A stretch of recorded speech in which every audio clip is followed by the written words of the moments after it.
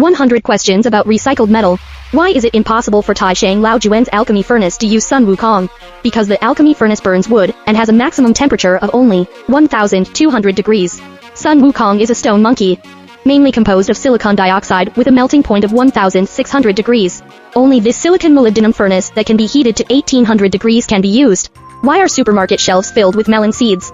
Because they are not good at cracking melon seeds. Can corn be refined into gold? Sure.